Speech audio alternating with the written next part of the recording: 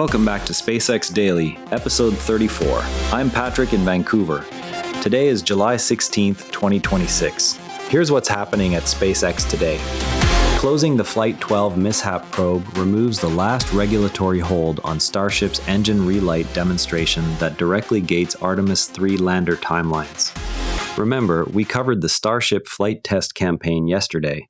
This closure moves the refueling timeline forward by removing the final external constraint. The Federal Aviation Administration has formally closed its investigation into the Flight 12 anomaly. The agency released the vehicle and booster for the next test campaign without additional corrective actions. This decision removes the final external constraint on the engine relight sequence planned for Flight 13. The relight demonstration remains the critical gate for proving orbital refueling capability ahead of Artemis III. The next static fire window at Starbase will confirm Raptor ignition reliability under the updated propellant conditioning procedures. The closure follows detailed review of telemetry from the prior flight's performance data, with no new hardware modifications mandated. With the regulatory path now open, the real engineering challenge is the fluid dynamics problem the relight itself must solve. The engine relight sequence planned for Starship Flight 13 must solve a fundamental fluid dynamics problem of restarting a cryogenic Raptor in the vacuum of space after the vehicle has coasted for tens of minutes. In microgravity, the remaining liquid oxygen and methane stratify inside the tanks, leaving vapor pockets at the feed lines.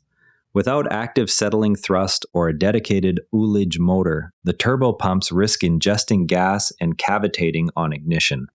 SpaceX's approach uses a short RCS burn to settle the propellants, followed by a carefully timed helium purge that clears the lines before the igniter fires. The energy cost of that settling burn directly reduces the payload margin available for the first orbital refueling demonstration. If the relight succeeds, the same settling technique becomes the baseline for every subsequent tanker flight, collapsing the propellant transfer timeline from days to hours. The raw propellants themselves are cheap, yet the entire mission architecture hinges on whether a few kilograms of helium and RCS impulse can guarantee liquid at the pump inlet.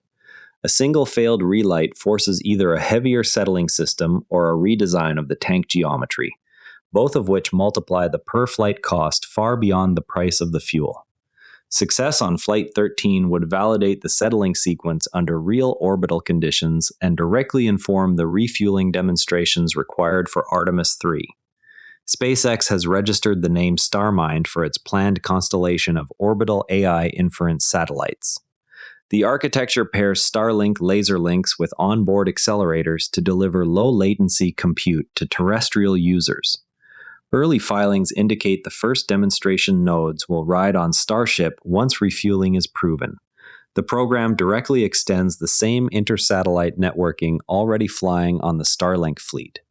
Initial nodes will test inference workloads routed through the existing laser mesh. This naming formalizes the orbital compute thread within the broader Starlink expansion.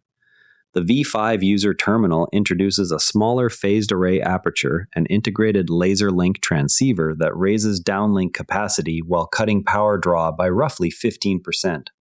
Production units are already shipping to select maritime and aviation customers for field validation.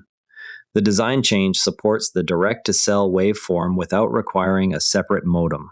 Next milestone is regulatory approval for the V5 terminal in additional countries. The terminal maintains compatibility with existing Starlink ground infrastructure. Field tests will measure link stability under motion and weather conditions typical for those customer segments. The Air Force has begun installing Starshield flat panel antennas on KC-135 tankers to provide resilient, beyond line-of-sight communications during refueling operations.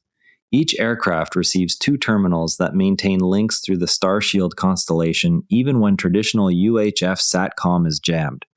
The retrofit uses existing fuselage hardpoints and adds minimal drag. Operational testing is scheduled for later this quarter. The antennas leverage the same phased array technology already proven on Starlink platforms. This integration extends Starshield's role in national security communications without requiring new airframe modifications. Regulatory filings show SpaceX has completed the final spectrum coordination steps required for Starlink service in the Kurdistan region of Iraq. Ground stations are already under construction near Erbil. Service launch is expected within 90 days once the final operating license is issued. The rollout adds another high-demand market to the direct-to-cell expansion timeline. Coordination covered both Q and Ka band allocations for the regional beams. Local partners are preparing distribution channels ahead of commercial availability. Amazon has received regulatory clearance to begin beta service for its Project Kuis constellation in South Africa. Starlink's own license application remains under review by the same authority. The parallel rollout gives regulators a direct comparison of two LEO systems in the same market. Starlink's license decision is expected before year-end. Both operators have proposed similar ground segment architectures for the region. The outcome will set precedent for additional African market entries. A small fire was reported at the propellant gasification test stand on the Starbase production site. Local fire crews responded and contained the incident with no injuries. The stand supports Raptor engine pre-burner testing ahead of the next flight campaign. Operations at adjacent pads continued uninterrupted. The event occurred during routine conditioning of cryogenic propellants. Investigation into the cause is underway but has not altered the overall test schedule. Observers on X are sharing high-resolution photos of the Ship 39 heat shield tile layout, taken during recent stacking operations at Starbase. The pattern shows a denser tile arrangement near the leeward side compared with Flight 12. Separate posts note that the Mechazilla tower arms have been fitted with new capture fixtures ahead of the upcoming test. A third thread tracks the first public sighting of a V5 Starlink terminal installed on a commercial vessel in the Gulf of Mexico. Worth keeping an eye on, Starlink satellites are now executing nearly one collision avoidance maneuver per week on average, according to tracking data and regulatory filings. The rising frequency consumes propellant reserves and shortens on-orbit lifetime. Continued growth in both the Starlink constellation and other LEO traffic will increase the maneuver burden unless improved coordination or debris mitigation rules are adopted. Resolution depends on either new international traffic management agreements or hardware upgrades that reduce propellant cost per maneuver. On the AI front, SpaceX has formally named its planned orbital AI inference constellation StarMind, pairing Starlink laser links with onboard accelerators for low-latency terrestrial compute. The first nodes are slated to ride on Starship once refueling is demonstrated. xAI's Colossus II project in Mississippi continues to draw scrutiny over air quality permitting for its 59 installed gas turbines.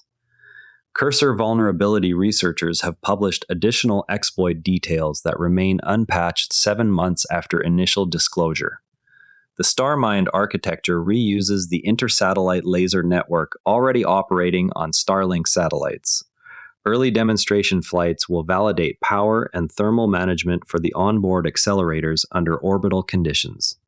From an engineering standpoint, the engine-relight sequence planned for Starship Flight 13 must solve a fundamental fluid dynamics problem of restarting a cryogenic Raptor in the vacuum of space after the vehicle has coasted for tens of minutes. In microgravity, the remaining liquid oxygen and methane stratify inside the tanks, leaving vapor pockets at the feed lines.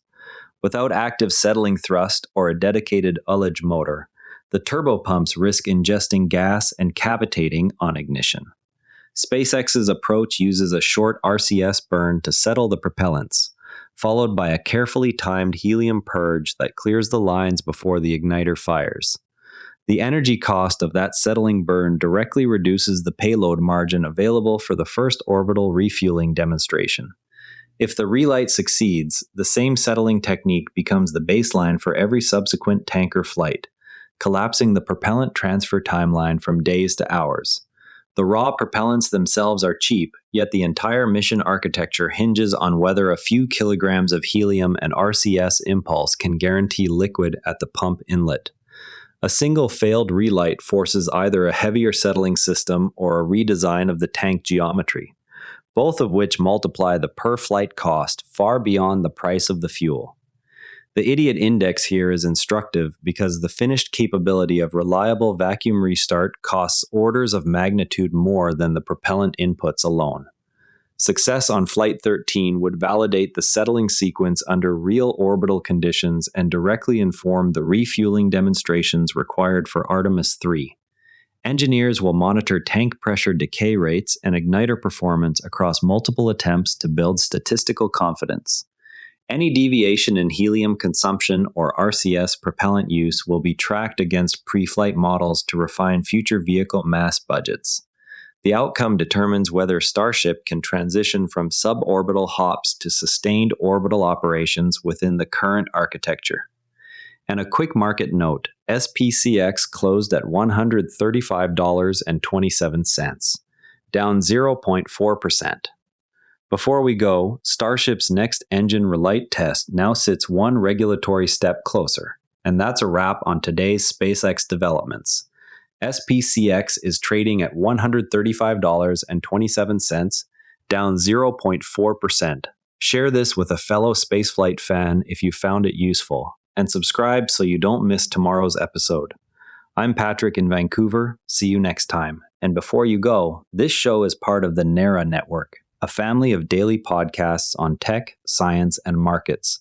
Each one a short, sharp briefing you can finish on the commute. If today earned its place in your feed, here's your next listen. Models and Agents for Beginners. Artificial Intelligence Explained Simply for Beginners and Curious Teens. Find every show free at neranetwork.com. And on the website, every episode's visuals live in our free image gallery at neranetwork.com/gallery. Royalty-free under Creative Commons, download with attribution. This episode used AI voice synthesis of my voice. Editorial selection and analysis are my own.